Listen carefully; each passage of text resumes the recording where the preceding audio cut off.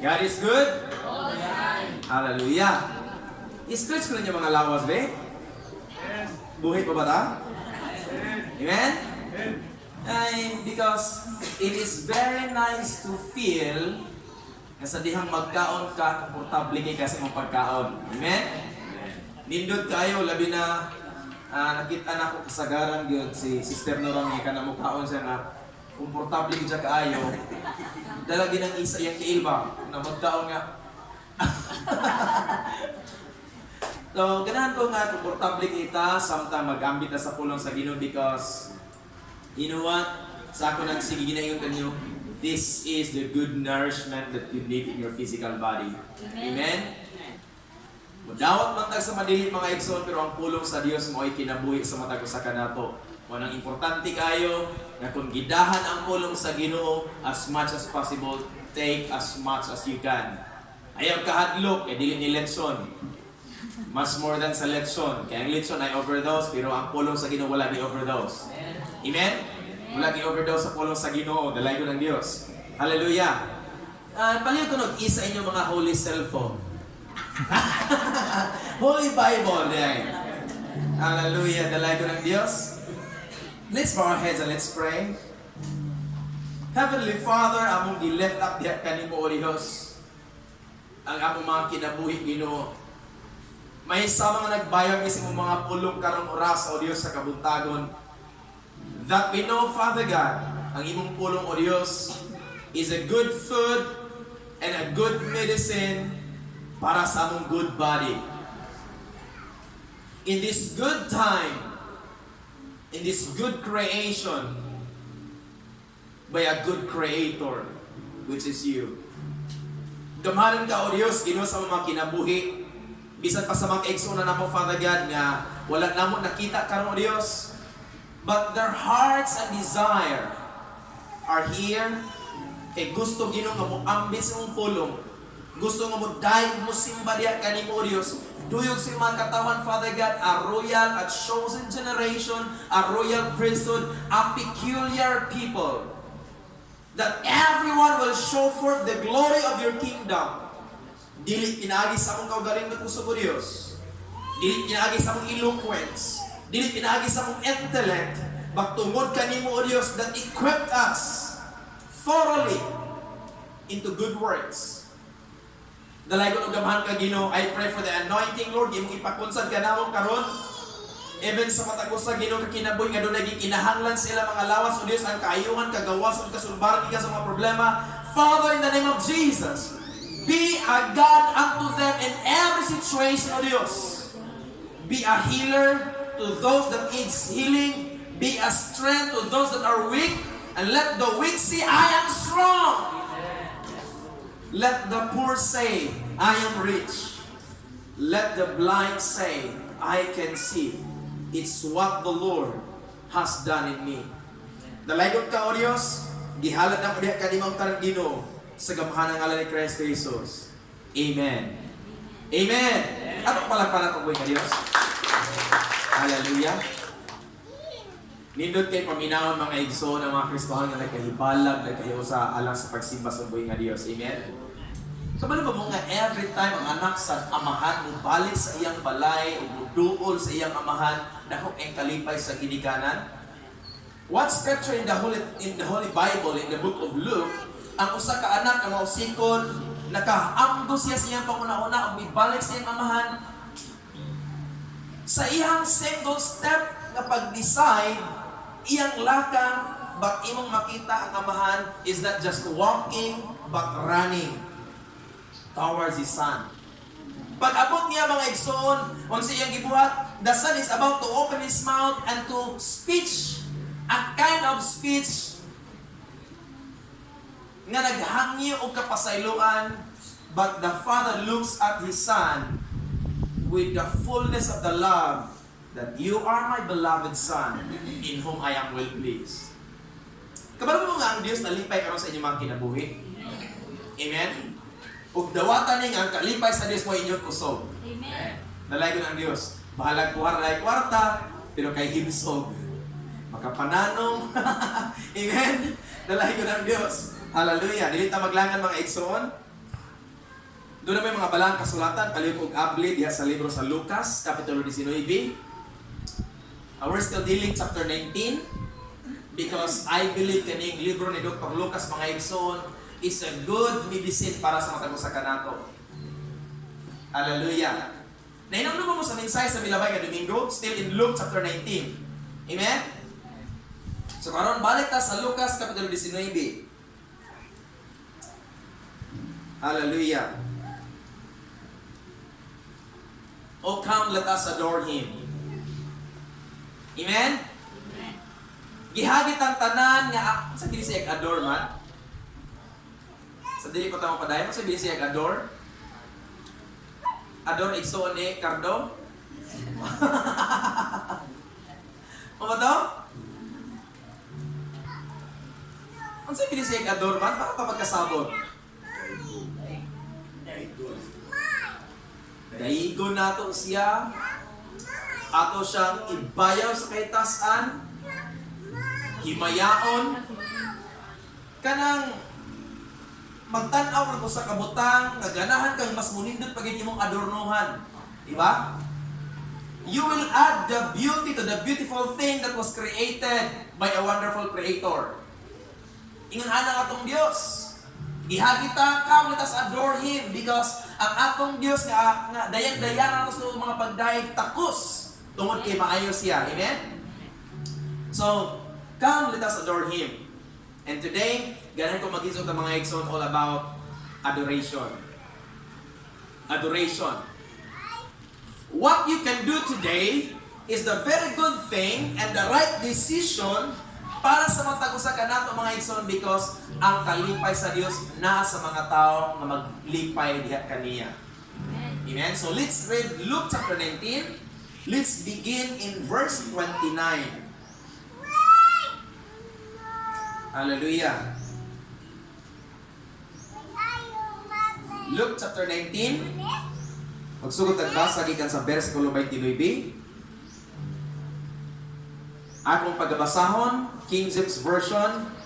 And it came to pass, when he was come nigh to Bethpage and Bethany, at the mount called Mount of Olives, he sent two of his disciples, nga nag-ingon, lumakaw kamo into the village over against you, in which at your entering you shall find a colt tied. Makita mo og colt nga gihikot, whereon wala pagyi usa ka tawo nga nakasakay niini. Buhi siya, badbari siya, ug dad-as siya ngari. Verse 32. Og sila nga gipadala, nga gisugo niya ng lakaw sa dalan, ug nakaplagan nila, even as he had said unto them, sumala sa iyang gipamulong ngadto kanila. Versikulo 33. Ug samtang nagbadbad pa sila niini, ang tag-iya miingon ngadto sa duha kanila, nganong inyong gibadbaran ang colt? Nganong inyong gihubat o gibadbaran ang colt? Verse 34. O sila miingon, tungod kay ang Dios nagkinahanglan niini. Tungod kay ang Dios nagkinahanglan niini. Verse 35. And they brought him to Jesus, and they cast their garments upon the colt, and they set Jesus thereon. And as Jesus went, they spread their clothes in the way. And when he was come near or nigh, even now at the descent of the Mount of Olives, and the whole multitude of the disciples began to rejoice and praise God with a loud voice for all the mighty works that they had seen. Last verse 38. nga nag-ingon, bulahan siya nga hari nga niabot tungod sa ngalan sa Ginoo ang kalinaw sa langit ug himaya diha sa kahitasan. Amen. Dalago ng Diyos. Hallelujah. I know nga nakita na ninyo ang picture last Sunday sa Milabay Pagiging Domingo. We were encouraged to always do the right thing aron ta ma-acknowledge ug makadungog ta sa usa ka recommendation well done, ilabi na kung kita moadto sa mga pagsimba. Kung inyong mahinumduman mga igsoon, this is the continuation of the journey ni Kristo Jesus ug sa iya mga tinun-an nga nag-ingon siya sa ubos o sa unahan ng mga bersikulo nga nag-ingon siya, let's go to Jerusalem. Right? Mga tuta sa Jerusalem. Pero wala siya diretso nakaabot sa Jerusalem, pero nakaadto siya sa dili niya tuyo tungod kay nasugata niya si Sakeo. Nakahapit siya sa balay ni Sakeo. Human sa pangitabo sa kaluwasan o kalipay na ilang nasalitan, uban ni Sakeo sa ilang balay, Jesus said, let's continue our journey. Ang Diyos ganahan ng ihang plano sa imong kinabuhi sa pagkamauswagon o pagkabulahan, dili putol kung dili kinahanglan yung makuman. Amen? There may be a situation that is trying to stop the progress or the prosperity in your life, but make note of this one thing. It seems you are not experiencing the growth maybe thereof. Dili mo man siguro masalitan ang dali ng kauswagan, pero ayaw yun kawalag paglaong because God is not yet done. Amen. Amen? Whatever planned by the Lord, nga iya nang na-print, nga gitaw nag-blueprint niya, iyahagi ng tumanon. That's my God. And that is your God. And that is our God that we worship today. Pero ang katuyuan mga igsoon nining bahina, kung mahinumdum mo, samtang naglakaw silang Jesus padayon paingon sa Jerusalem, karon sa verse 29 atong makit-an o basayran, nga niabot sila sa duha ka village. Bethphage o Bethany. Usa sa mga village nga naabtan ni Jesus, pamina mo pag-ayon mga igsoon, is Bethany. Diba? Duha ka village ang abutan ni Jesus. Ang usa sa mga village is the village of Bethany. Nianang panahon na kung inyong basa ang balang kasulatan, ang Bethany, usbo na ko kung nakalimot mo, ang Beth is balay. Ang Beth is balay o ang Tani is poor. Balay sa pobre. Because it is a village, mga panimalay sa pobre. If you come to think about it, God intend to pass by the way sa mga panimalay sa mga pobre. Because God's attribute mo work out o ma-display ilabi na sa mga panimalay sa mga pobre. Nga naman, daghan diha ang mga pagpanginahanglan. Amen? Which means to say, sa panahon nga nadunay kakulangon ang tao, ni anang panahon na ma-display ang gahom sa Dios. Pero kung ang tao walay pagpanginahanglan, dili og lisod gid ka makasinati sa gahom sa Ginoo. Pero sa panahon nga magkinahanglan ka, that's the very time ang gahom sa Ginoo ma-display. Mananingon si San Santiago nga sa dihang muhasmag ninyo ang nagkalain-lain og daghang mga pagsulay, ayaw isipa kagool, hinuon isipa kining kalipay. Why? Because he understood and experienced na sa panahon sa kawalan, sa panahon sa kagutom, panahon nga nasa sa kamingawan, the Lord provide food for them. Mananingon ang libro sa Matthew chapter 5, blessed are the poor in spirit, for they shall be filled. Bulahan ang kabos sa espiritu kay silang pagpulmon. Pagkanindutan, no? Meaning, kung ikaw uhaw sa presensya sa Dios, dili ka gusto nga magpundor sa imong himutangan, kundi muadto gid ka sa dapat sa pagsimba o sa imong pag-adto sa dapat sa pagsimba, imo gyud simbahon ng Dios, dili kay igor kang mutan-aw kung sa ilang simbahan.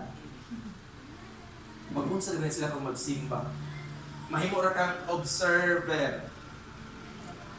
Dili ka gyud worshiper.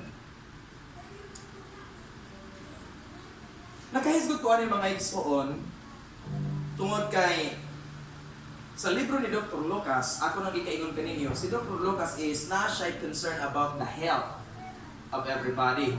Especially karong kasama karong mga panahon na concerned kita sa mga health, no? Nga. Wala ko nag-discourage, wala ko nag-encourage, but whatever God is entrusted to you, just use it and trust the Lord everything. Amen? Lean not on your own understanding, but in all your ways. Bisag unsa imong pagabuhaton, Lord, mulakaw ko Ginoo.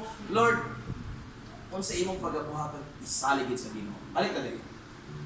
Niadto siya, niagi siya sa usa sa mga sa village nga gitawag og Bethphage o Bethany. O nga ng panahon na at the Mount of Olives, samtang naglakaw sila,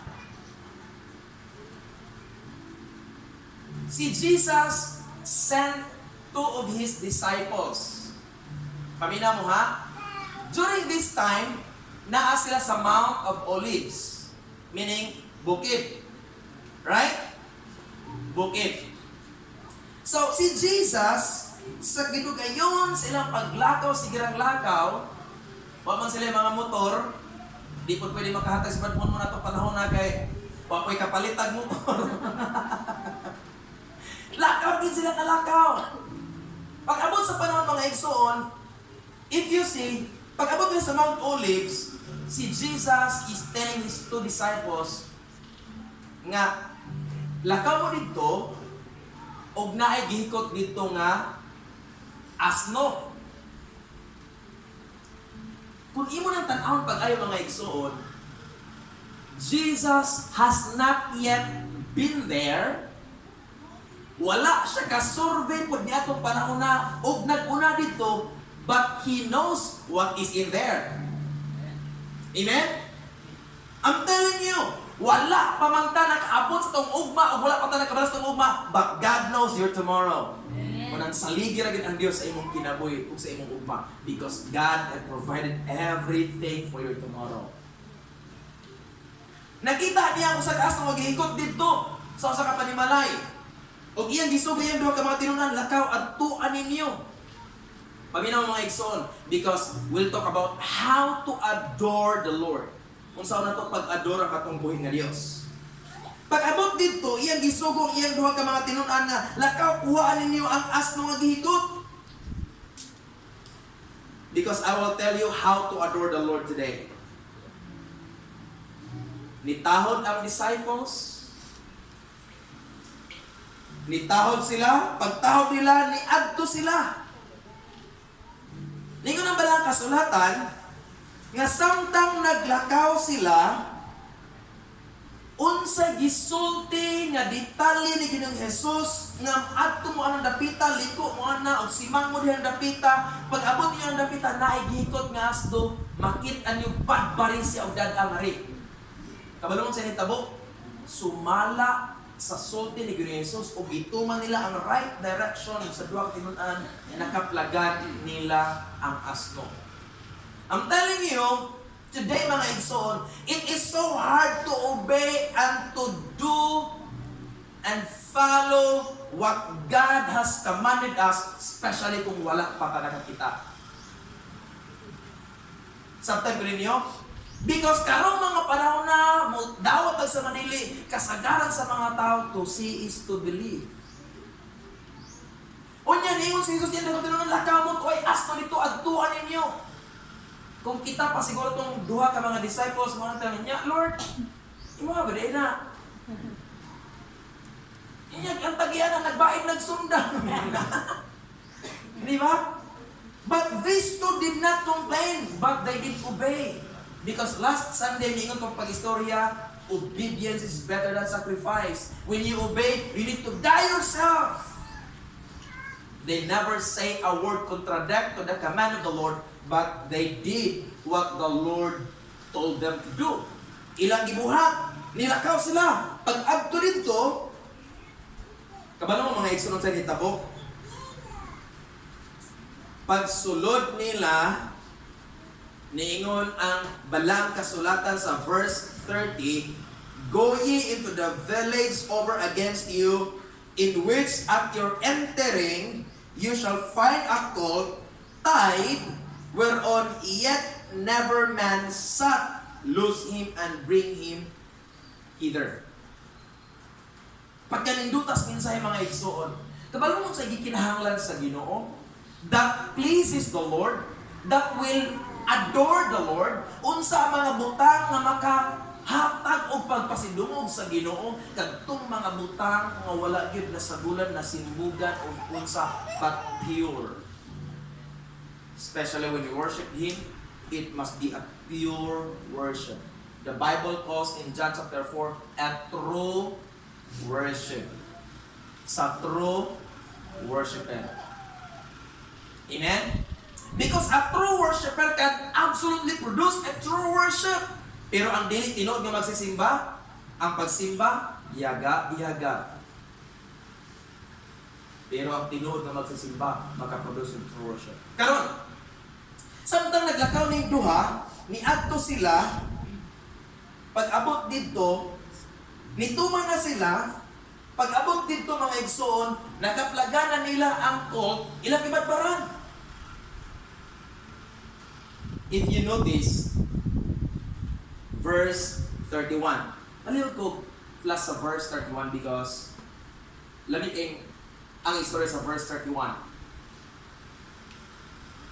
Ningon ang versikulo 31, si Jesus told them, if any man ask you, why do you lose him? Nganong inyong buhian o inyong tangtangan, badbaran kining asno, ina sila pag-istorya, kay gikinahanglan kini sa Ginoo. Kay gikinahanglan kini sa Ginoo.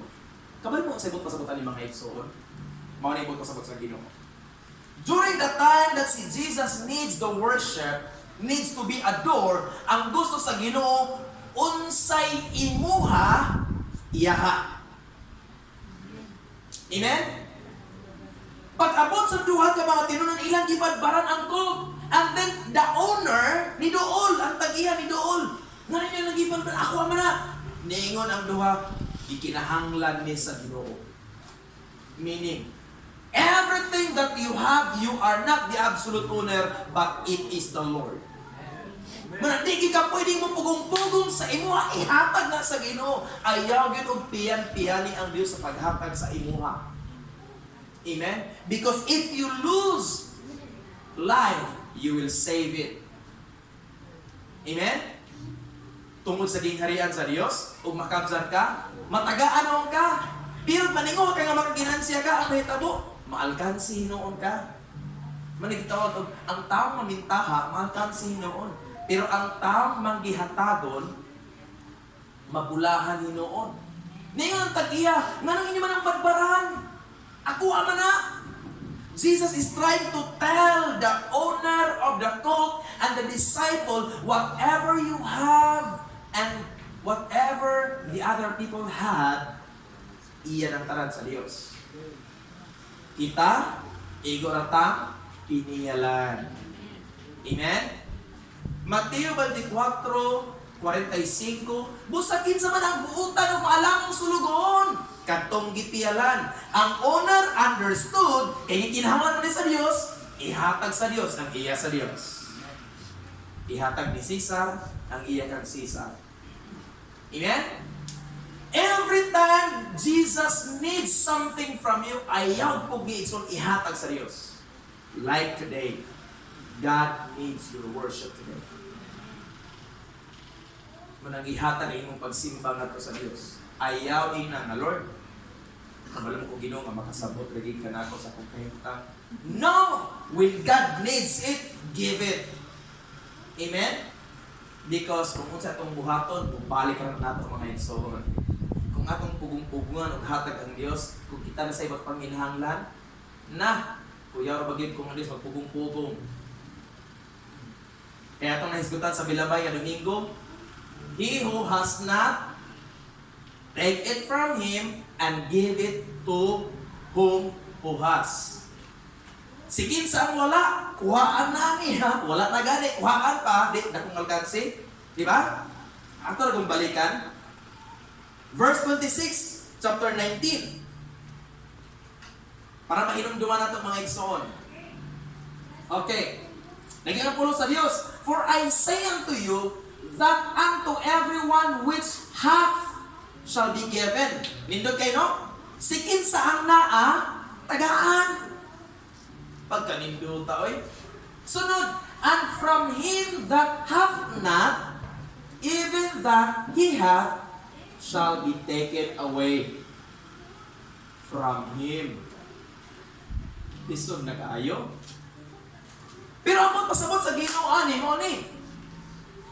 Unto everyone which hath, kanang word nga hath diha, naghisgot na siya ang nagsimba, ang nagdaig, ang nag-worship sa Ginoo. Ang naay tinuod nga pagsimba, tagaan. Amen? Ang tinuod nga naay kinabuhi nga nagsimba sa Ginoo, matagaan. Pero ang wala, hath not done the true worship unto the Lord, unsay naa niya kuhaon. Muna kung dili ka mo simba sa Ginoo, makuhaan ta. Kamo ko naron, kung dili ka kaon, kung sa may tabo. Di ba? Ang pulong sa Ginoo, pagkaon. Nya kita dili mga kaon. Ang may tabo, kurawon. Pagka magkuraw, wa na. Ihatod na sliptong. Muna ba na may tabo? Balik ka diri. Chapter 19. So, gidala na sa duha ka tinun-an. Verse 31. Gidala na. And if you notice, naingon si Jesus, nga kuha atong asno which never man hath set, nga wala paging usa nga nakasakay. That is pure. Purity. A pure heart, that's what I long for. Diba? Naku tayo kanta na. A heart that follows hard after thee. Maputlit nga kasing-kasing na nagsunod sa Ginoo. Mo na gikinahanglan sa Diyos. Na kung musimba ka, desisyon kini mo musimba ka, dili kay nagduha-duha ka. Wala po kaniyo nga, sige musimba ko kay imam ko gidala. Wala. But your mindset and the intent of your heart is a desire that you will go to the church because you want to worship God. Amen? Wala ka nahagit ng mga simbahan kay ginani ka, apan nahagit ka tungkol sa iyong gugma ng simbagi ka sa Diyos.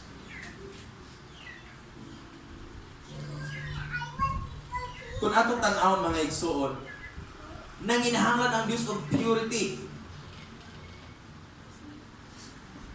Sa verse 31, ay ko pag-istorya, walay makasay no sa Diyos.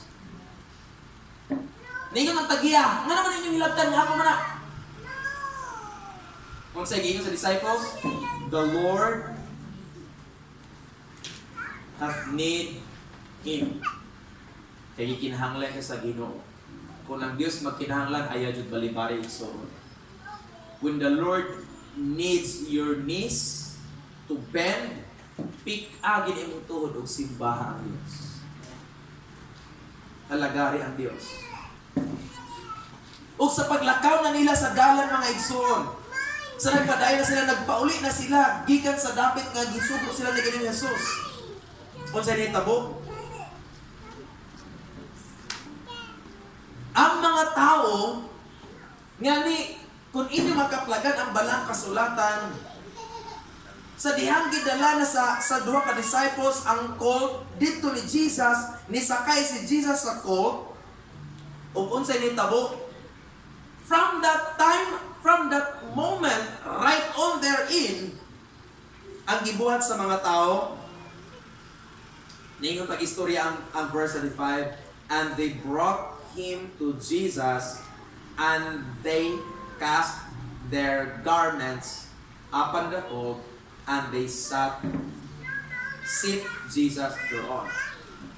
Karon ang nahitabo, nisugot ng tagiya, nga kuhaon ni Jesus, kay gamito ni Jesus.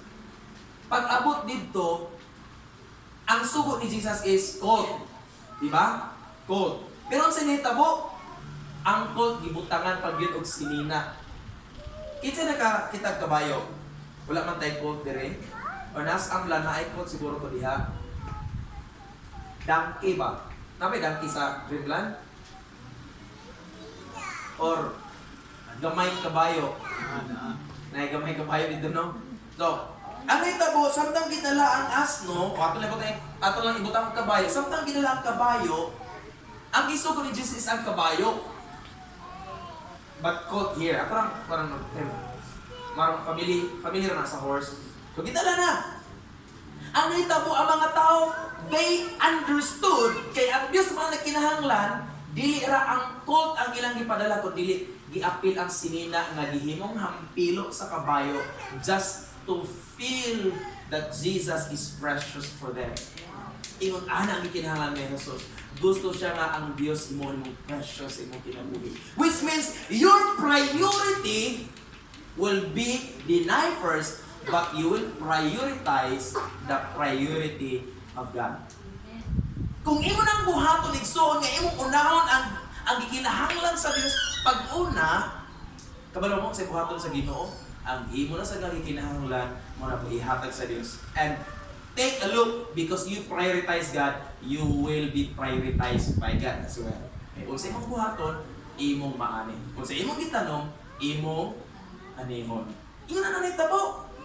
So, gipadala ng donkey, gibutangan pa gyud og hampilo, gibutangan pa ipanapton, pagkanindot ta pa gyud, samtang nagsakay na si Jesus sa asno, nagihampiluan na, nakafeel na siya og komportable kay pagsakay, kaya di na siya mapalot, kay makapalot pa ng buko-buko sa kuan.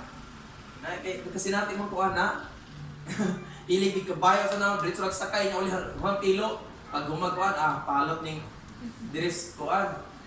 So, gihampiluan, nakapil o komportable si Jesus, and then much more is pagkakita sa mga tao that Jesus is coming. I'm telling you mga igsoon, His purpose is to go to Jerusalem. Right? And Jerusalem, sa atras ng mga versikulo sa chapter 19, di ba nanghanit si Jesus kumato sa Jerusalem? It also pictures out na nanghanit sa pagsimba. And I'm telling you, who is coming to Jerusalem? Jesus. Jerusalem pictures out the church. And Jesus is the God that is coming to the church. And I'm telling you, God is coming for the church as well. So church, be ready. God is coming so soon. Give Him more importance. Tagay siya value. Tagay siya dayan-dayani siya pagayo. Adore Him. Come, let us adore Him. Amen? Atong palakpakan ng buhay na Diyos. Pagkaninduta mga igsoon. Hallelujah! Pagkaninduta sa mensahe. Ningon ang pulong sa Diyos. Sa dihang naglakaw na ang asno, padulong na sa Jerusalem, ang gibuhat sa mga tao. They brought him to Jesus and they cast their garments upon the colt and they set Jesus thereon. And as they went, they spread their clothes in the way. Gitagaan yun ang importansya pag-ayo ang Ginoo. Umbaw na gikinahanglan sa Diyos. When you adore Him, everything you can and everything you have, give it to God. Amen? 1 Peter chapter 5 verse 7. Even ang inyong problema, even ang inyong kabalaka, Lord, imo na na. Ayaw na gunit eh. Atong tanaw ng 1 Peter chapter 5 verse 7. Para maklaro na ito mga igsoon. Kaya mo na gikinahanglan sa Ginoo. Nga kita will find rest in Him. 5 verse 7. 1 Peter. Casting all your care upon Him, for He cares for you. Jadi ay? Casting all your care upon Him, for He careth for you. Itugyan ang inyong mga kabalaka. Unsa inyong gitagaagbili, ang problema nga inyong gikimkim pag-ayo nga di ko ganang ma-share sa ubang problema, Nahibadlo mong bala sa inyong problema, ito gana sa Ginoo. Amen? Do not do it and tell it to others because others might backbite or chismis you. Madara pa na yung uso ron. Nga ang atong problema, kung atong isugid sa atong isikataw, sa atong silingan, sa atong, bisag sa atong igsuon, di gid malikayan. Ngayon nga, ay, suod kaya ako na siya. Ako gini siyang best friend, BFF ko na ko ni. So, imong tuganan sa imong problema. Ha? Nya imong BFF, tinaapod na yung BFF. Wa na. Pero kung imong isugid sa Ginoo mga igsoon, wala gilaing tuganan. Ang Dios, ikaw ang Dios, ang makigsultianay, wa gilaing. Whenever there is a solution, kaya imong isugid sa Dios, ikaw ra po'y mabulahan. Because ang imong isugid lang, ang Dios na magkatagbog tagiyas pa na. Balik na dali. Gibutangan nila o mga panapton ang dalan, they spread their clothes in the way. Verse 37, and when he was come nigh, even now at the descent of the Mount of Olives, the whole multitude of the disciples began to rejoice and praise God with a loud voice for all the mighty works that they had seen. Wow! Pagkanindot ang mga igsoon. Ganahan kong masabda na ito ng versikulo 27. Pamina mo pag-ayo ha. Nagsakay na si Jesus sa asno. Ang asno gihampiloan. Kasabot ko si hampilo? Ang tanan para kasabot og hampilo? Gihampinan ang buko-buko sa asno. Okay. Samtang nagsakay na si Jesus, everyone, ang tanang nakakita, ang tanang naka-witness nga nagsakay na si Jesus palugsong sa Jerusalem, ang tanan nagbutang o panapton sa dalan sa alagian sa asno. Ug unya, samtang naglakaw na ang asno nga nagsakay si Jesus, nga nagpadulong. And it came to pass. 19 please. Chapter 9 mana.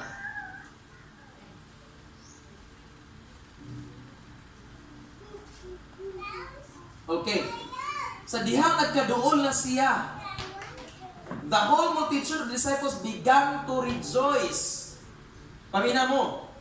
Samtang naglakaw ang asno nga nagsakay si Jesus, ang sinitabo ang mga tao na maya, rejoice, and praise God, ug nagdaig sa Dios with a loud voice for all the mighty works that they had seen. Unsa din hitabo? Samtang di ay nagsakay si Jesus, unya naglakaw ang asno, ang hitabo nalipay pag-ayo ang mga tao, ug ang mga tao nagdaig sa Dios kay nganuman ilang nakita ang mighty works. Unsa di ay? Naa di ay mighty works na hitabo. I'm telling you. Ang last phrase nag-explain.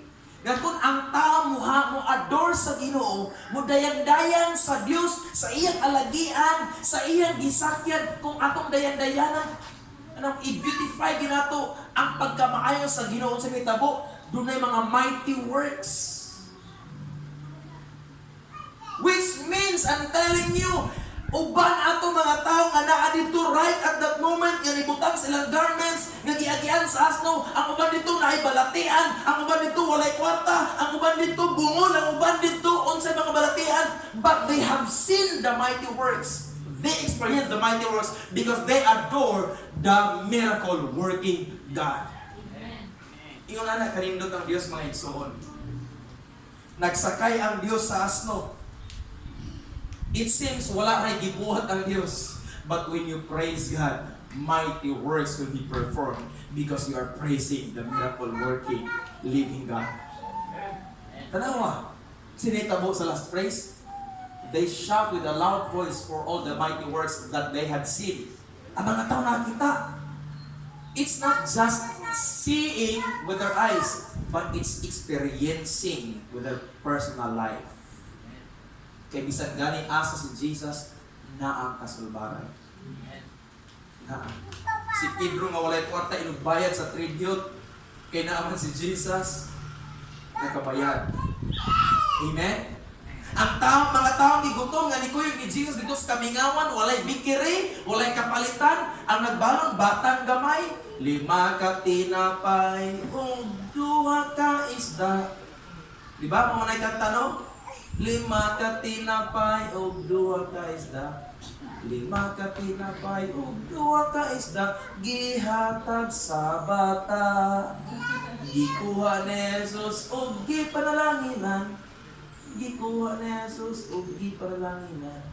Gikuha ni Jesus, ug gipanalanginan. Nangabusog silang tanan. Diba?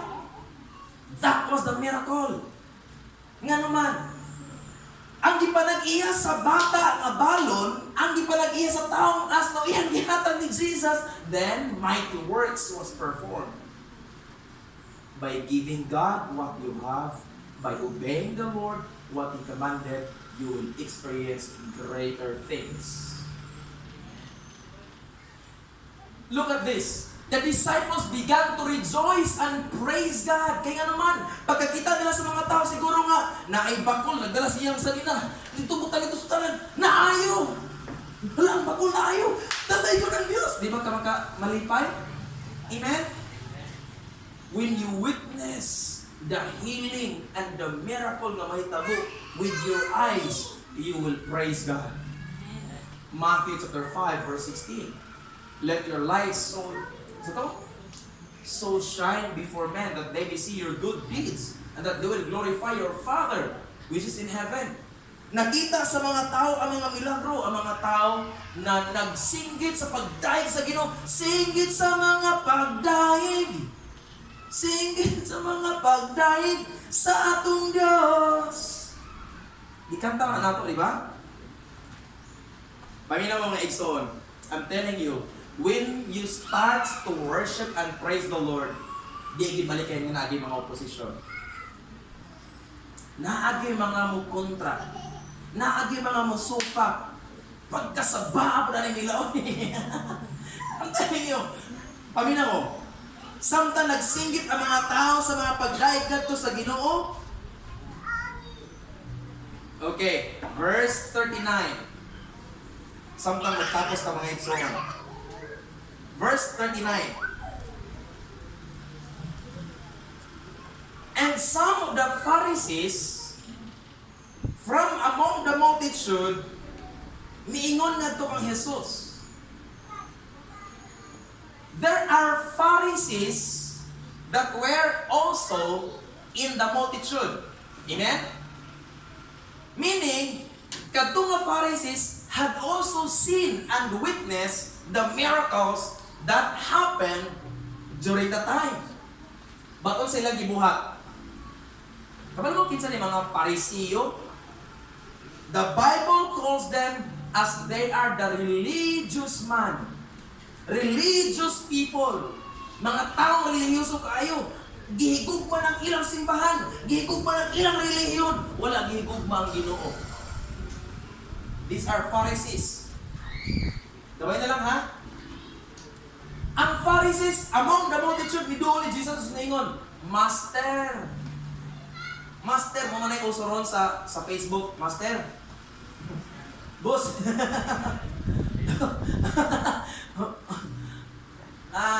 shout out Master. Pa-shout out Master. Doon nga ng Pharisee, Master.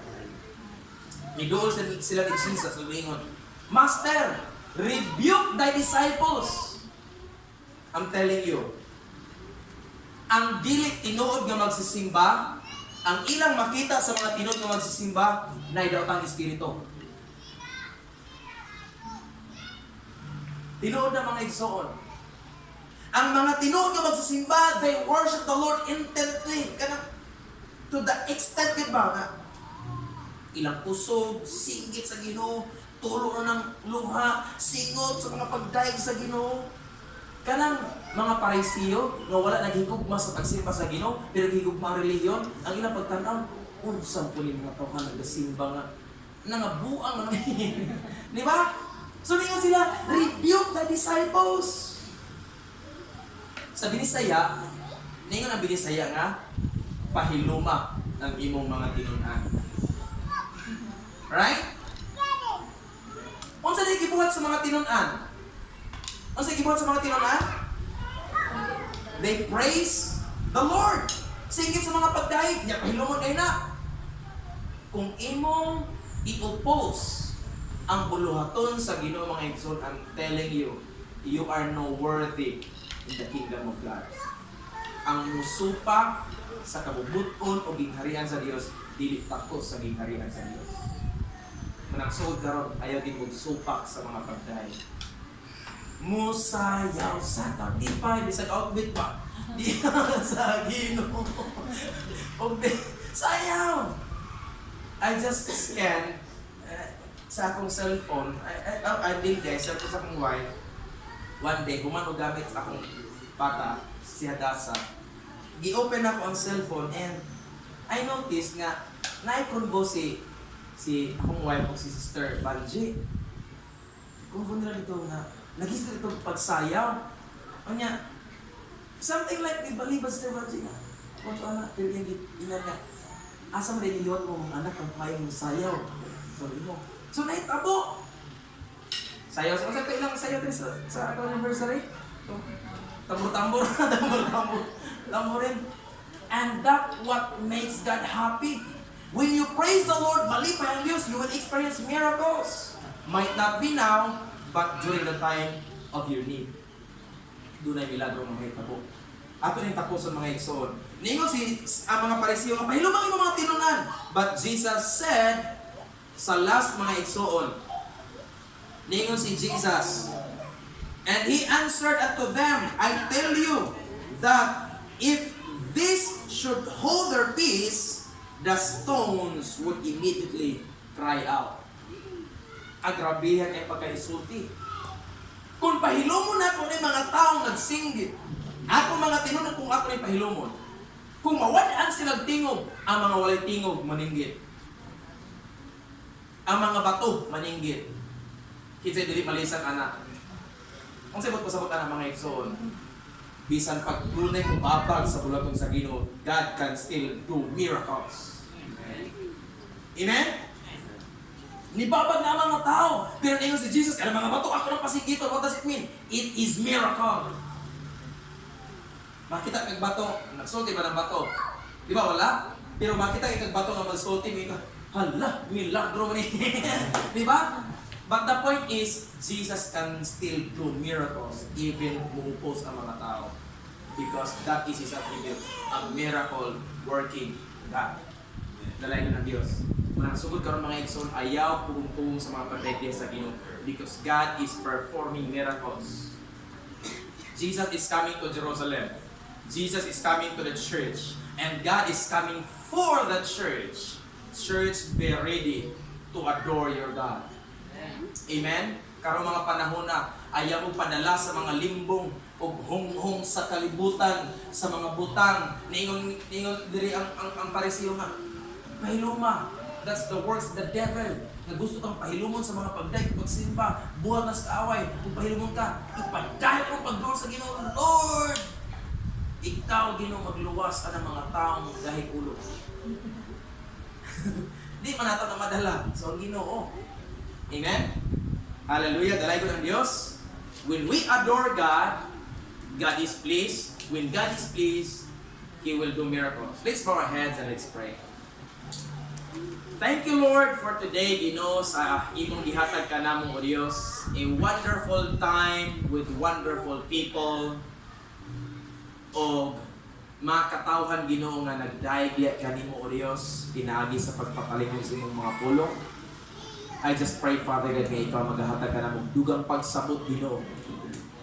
And the anointing of your Holy Spirit, O Dios, mong kunsad sa matag usap. Nga every time mo upling, O Dios, in this holy scripture, among mabati ang pagkabalaan, Ginoo. And during the time na mabati na mong pagkabalaan, O Dios, masimba ka na mo, Ginoo, sa balaan na kinabuhi.